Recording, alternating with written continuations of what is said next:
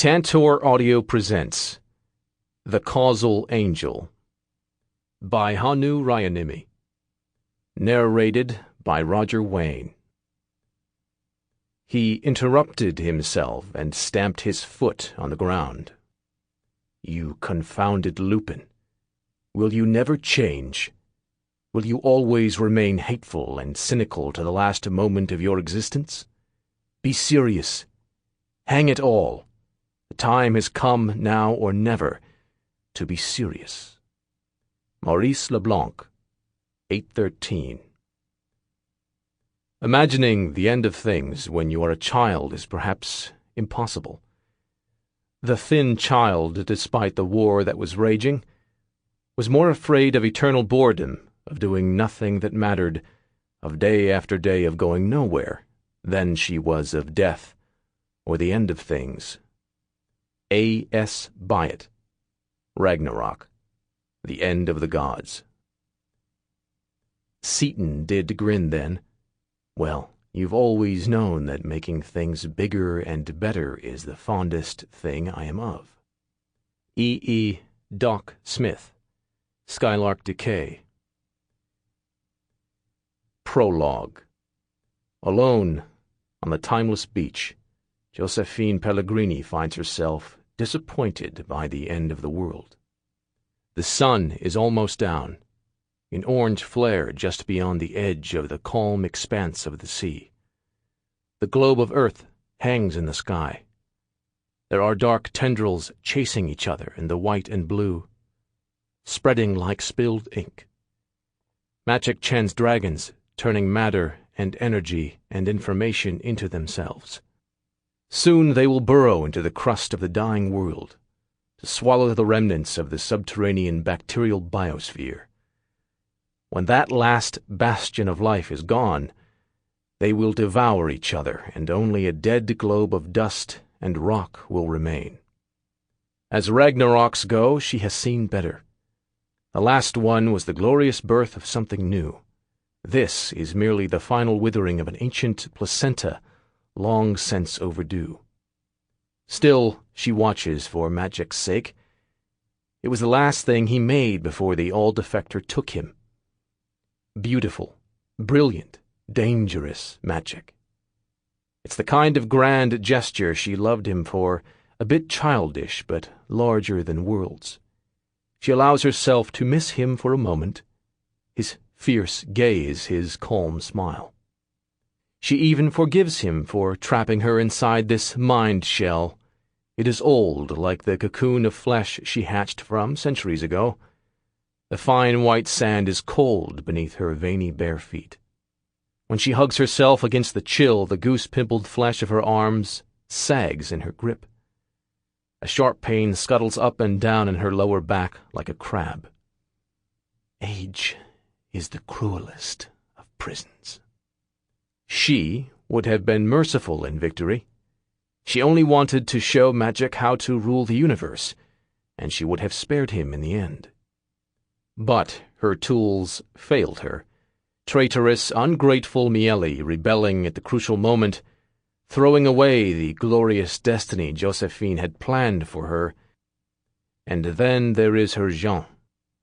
The thief betrayed her. The Kaminari jewel, the key to plank locks, the one Josephine brought him back from hell to steal. It was a fake he made decades ago to mock her. He will pay for that dearly. Being eaten by wildcode inside Miele's ship is not nearly punishment enough. Tools always break. She should have remembered that. And now she is here, imprisoned by the all-defector. It left her here after it saw the message inside the jewel. I'm going to take everything in the end, it said. But I still need you. As if she was a tool to be used and discarded when she gave that abomination everything.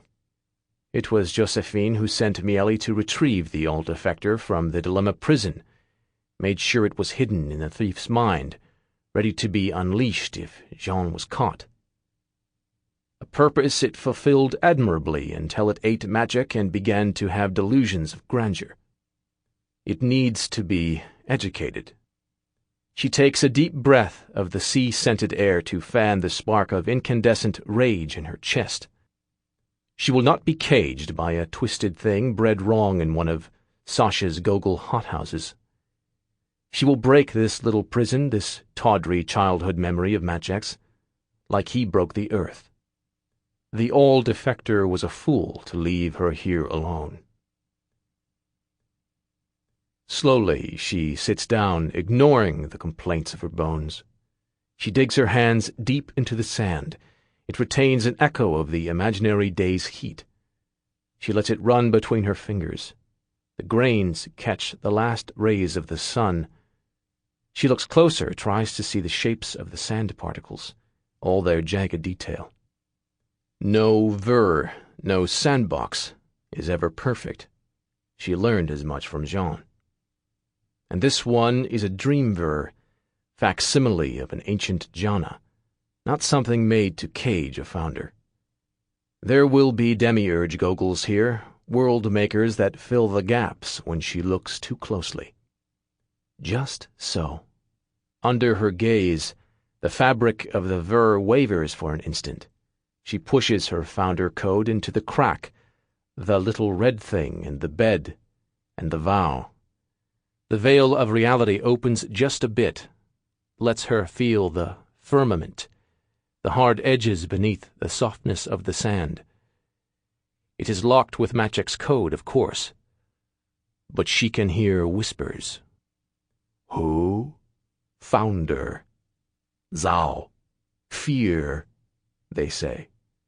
The demiurges shudder and flee at her touch, but she speaks to them, coaxes them. Wait. Stay. Play. She knows this copy clan.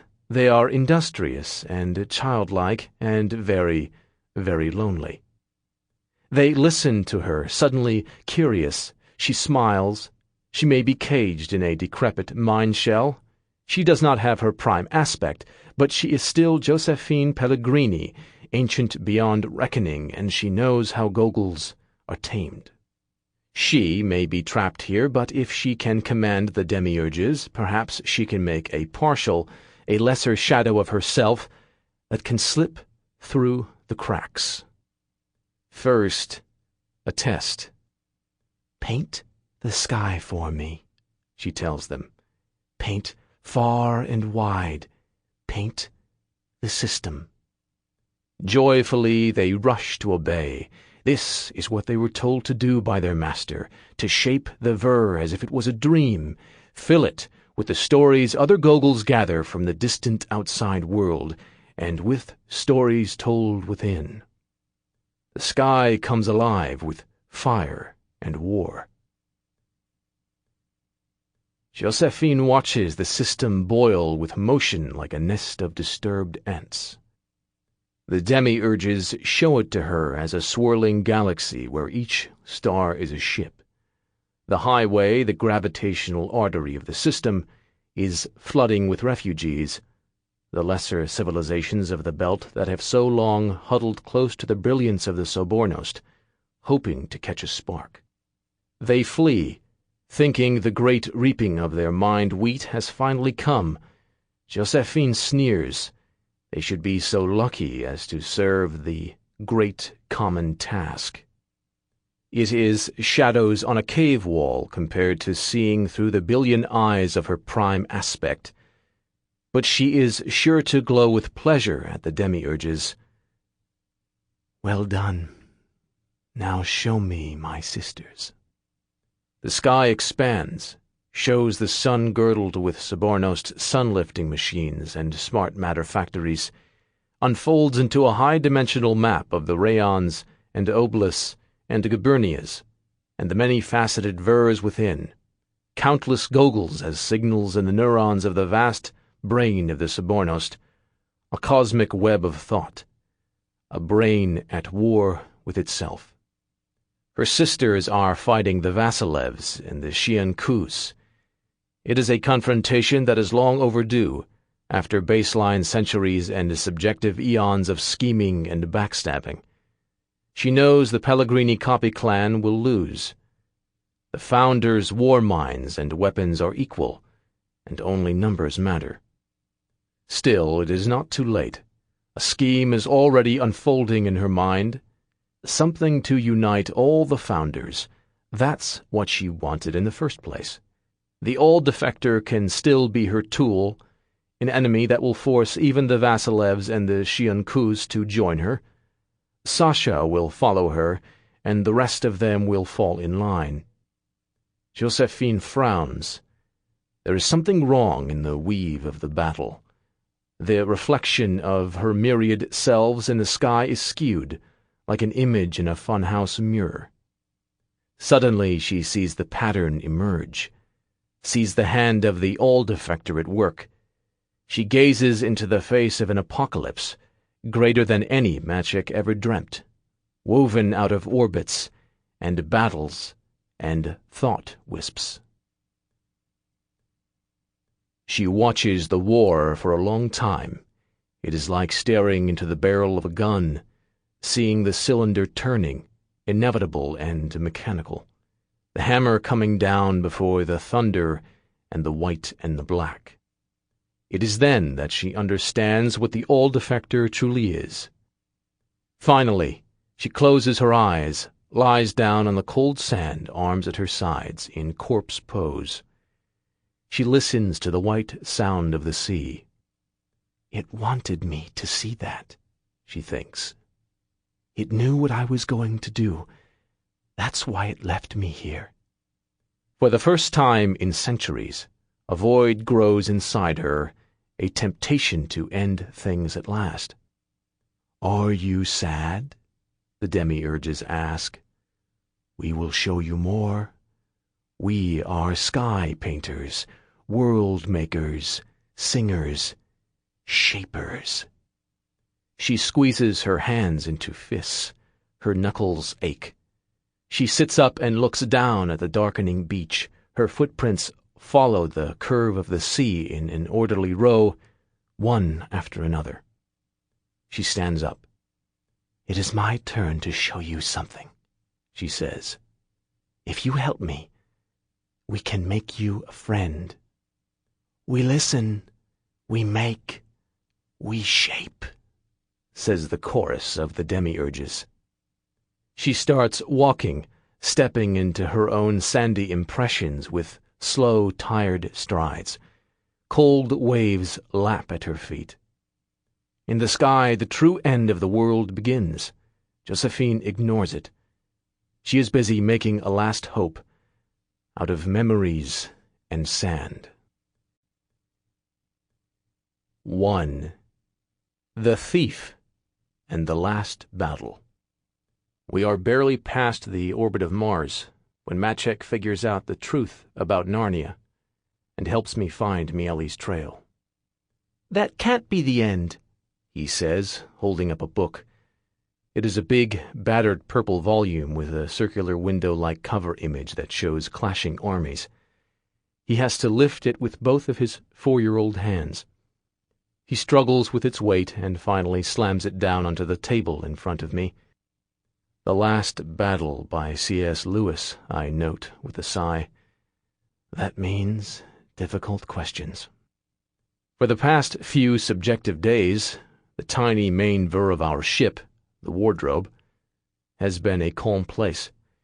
I created it based on a dream Maciek told me about. It is an incense-scented labyrinth of high bookshelves full of haphazardly stacked books of all sizes and colors. Maciek and I usually sit at a rough wooden table in a small cafe area in the front, brightly lit by diffuse sunlight through the display windows.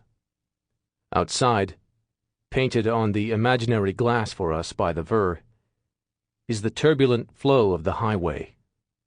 Thousands of light wisps, rock ships, calm ships, beam riders, and other craft of every kind, reflected from the wardrobe's solar sails in a myriad glinting fragments. And somewhere, in the back, in the shadows, the blue and silver books that hold the fractally compressed minds of the people and Jinni and gods of Sur whisper to each other with papery voices. Until now, Maciek has been reading his books quietly, leaning his chin on his fists, which has suited me fine. I have been busy looking for Mieli in the death cries of Earth. They can't just all die. It's not fair, Magic says. I look at him and make my Soul Highway Zoku jewel, an emerald crystal disc with a tracery of milky veins inside, a gift from a friendly cetamorph, spin between my fingers. Listen, Magic, I say. Would you like to see a trick? The boy answers with a disapproving stare. His eyes are earnest and intense, a piercing blue gaze that is at odds with his soft round face. It brings back uncomfortable memories from the time his older self caught me and took my brain apart, neuron by neuron. He folds his arms across his chest imperiously. No. I want to know if there is a different ending. I don't like it. I roll my eyes. Usually there is only one ending, Magic. Why don't you find another book to read if you didn't like that one? I really don't want to have this conversation right now.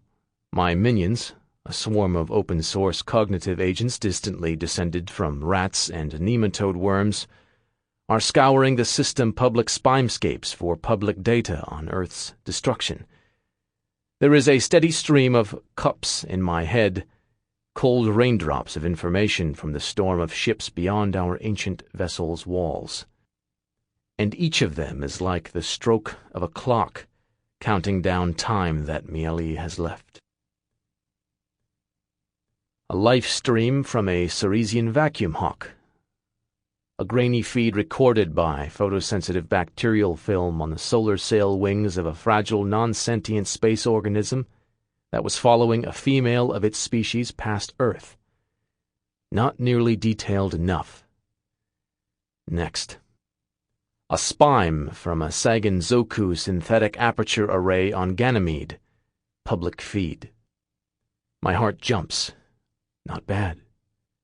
A hyperspectral data set from a few days ago flashes past my eyes, like flying through Aurora Borealis, multicolored sheets of light that show both Earth's surface and the surrounding space in intricate detail. The dragons are dark gashes in every layer. But I don't care about them. With a thought, I zoom into the L2 Lagrange point, and the cloud of technological debris where Peronin should be.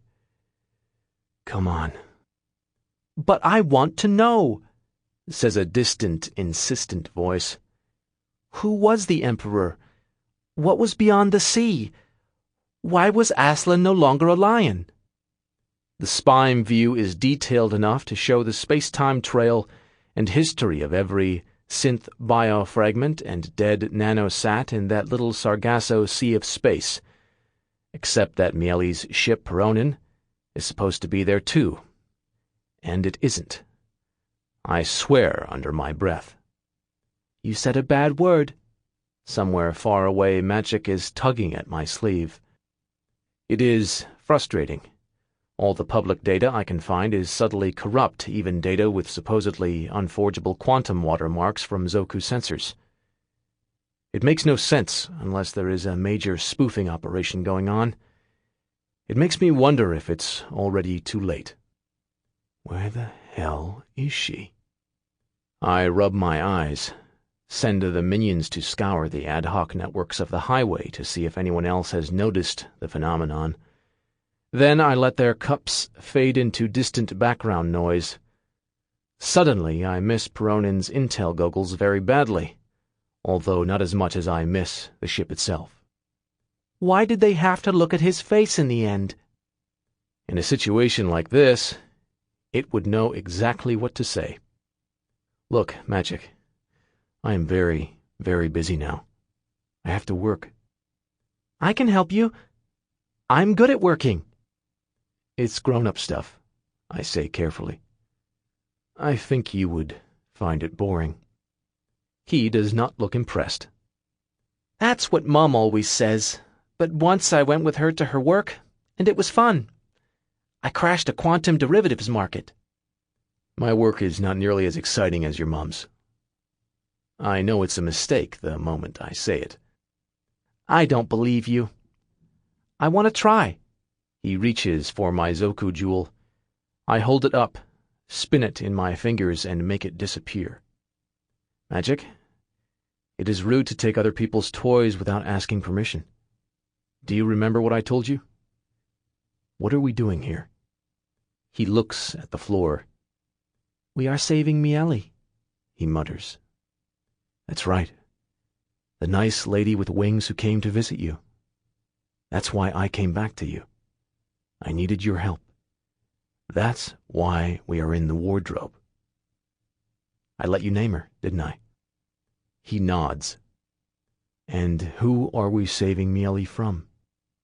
Everybody, Magic says. Look after her. For me. Promise? Peronin said.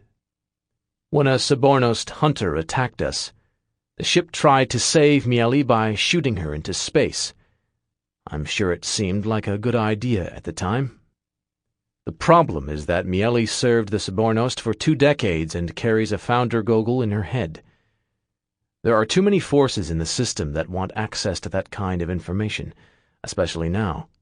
For example, the great game Zoku, the Zoku intelligence arm. They might be nice about it, but when they find her, they are going to peel her mind open like an orange. The Pellegrinis, the Vasilevs, the Xiankus, or the Chens will be less polite. Let alone the mercenary company she infiltrated and betrayed on Earth. We have to find her before someone else does, and several baseline days have already passed. Even if I knew where she was, getting to her would not be easy. Our good ship, the Wardrobe, is little more than a tangle of carbon nanotubes inside a cherry-sized blob of primitive smart matter, tugged along a belt branch of the highway towards Saturn by kite-like solar sails. It hatched from a 3,000-ton Wang bullet. I lit a 150-kiloton nuclear explosive under it to escape a dying Earth. Fragments of the shell that protected the ship still float around us, a 3-dimensional puzzle of steel and boron, and a wispy mess of used anti-acceleration gel that trails the ship like a stream of toilet paper from a car window. It's not the vessel I would choose for a high-speed system-wide chase. And if I do find Miele and she finds out what happened to Peronin, there will be blood. Mostly mine. I take Magic by the shoulders gently. That's right. Everybody. I want to help Miele too. I know. But right now, you will help her best by being quiet and reading a little bit more. Can you do that? He pouts. The princess said we were going to have an adventure. She didn't say anything about you having to work so much. Well, the princess does not know everything. I know. That's why I wanted to talk to you. I thought you were my friend. There is a sudden hollow feeling in my chest. I hate to admit it, but my motives for bringing Magic along were selfish. His jana was the only place that Chen's dragons were forbidden to touch. And then there is the fact that not too long ago I was ready to steal his soul. Of course I am your friend, Magic. What was it about the book that upset you so much? He hops from one foot to another. Then he looks at me with those clear eyes. Is this place like Narnia? He asks. Are we both really dead? I stare at him. Why do you say that? It makes sense, when you think about it. I remember going to Mr. Perenna's white room. I was really ill. There was a bed, and then I was on the beach, and felt fine again. I never thought about it when I was there. I just kept playing. Mom and Dad said I could play a little longer. They were going to come back, but they never did. It was like I was dreaming. But Miele came and woke me up. So maybe I was ill, and died in the real world, and the beach is Narnia, and you're Reep Cheep the mouse. Magic was 4 years old when his mind was copied into the jana. The last real thing he remembers is going to the upload insurance company with his parents. The rest is a never-ending afternoon on the beach. As far as he knows, one of his imaginary friends, the one he calls the Flower Prince, came back and took him on an adventure. I can't bring myself to tell him that his parents have been dead for centuries, and that the world he knew was eaten by dragons that his future self made. Magic? For a split second, I consider my options. I could roll his goggle back a few days, make him forget all about me and the last battle. I could recreate his beach. He could keep playing forever. I take a deep breath. For once, Miele was right. There are lines that have to be drawn. I'm not going to turn Magic into an edited goggle like me, and there is no way I am building a prison for the boy. I take Magic's small hand in my own. I squeeze his fingers gently, looking for words. You are not dead, Magic. Being dead is different. Believe me, I know. But things can be real in different ways. Your parents never believed in us, did they? In me, the princess, the soldier, and the kraken? It takes some effort to speak the names in a steady voice. Magic's imaginary friends, or their distant descendants, the On, make me uncomfortable. They claim I'm one of them and saved me from being eaten by a wild code in Earth's atmosphere. But they did not save Peronin. Magic shakes his head. That's because we live in a world they can't see, the world of stories. Once we find Miele, I promise I will take you back to the real world. But I need you to help me first, okay? Okay, he sniffs. I suppress a sigh of relief. Then he looks at me again. Prince? Yes? I always forget the stories in my dreams.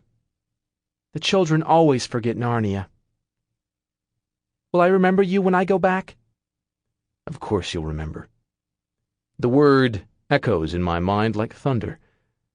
Remember. That's it. Grinning manically, I lift Magic and hug him tight. Magic, you are a genius. I have been looking for Miele's trail in public data sources that have been compromised by unknown forces. But there is one place in the solar system where they remember everything, and keep secrets better than anyone else. Setting up an anonymous cupped link to speak to the King of Mars is not easy, but I work feverishly now that I finally have a plan. I've encouraged Magic to tackle an algorithmic ally-generated neuroadaptive fantasy book from the late 21st century next. I'm hoping it will keep him busy for a while. We are several light minutes away from Mars, and so I slow down my subjective clock speed to simulate a real-time conversation. I create a slow-time sub-ver and step inside. Nothing fancy, just a fragment from my visit to the Shiankuz's ancestor simulation of old Earth. A basement bar in Paris, full of calm, friendly, expatriate bustle. I pause for a moment, savoring a screwdriver cocktail. Technically, the detective and I were adversaries, and I would hate to ask for his help even if he wasn't my ex-lover Ramon's son. I make a last-minute effort to think of other options, conclude there are none, and send the first cupped, making sure to attach a grin. How are you, my king? Don't call me that. The answer comes. You have no idea what it's like. The cupped carries the gritted teeth feel of frustration, and I smile. It's a title you earned, Isidore. You should embrace it. What do you want, Jean? I did not expect to hear from you again. Don't tell me you want your watch back. Clearly, the boy is growing teeth. You can keep the watch. I seem to recall you had trouble with keeping appointments, or so Pixel said. I would like to let him ponder that for a while, but time is short. I need something else, though. Your help. It's urgent. What happened on Earth? There is a hunger in his query. Did you have something to do with it? It's better that you don't know the details. Sample complete. Ready to continue?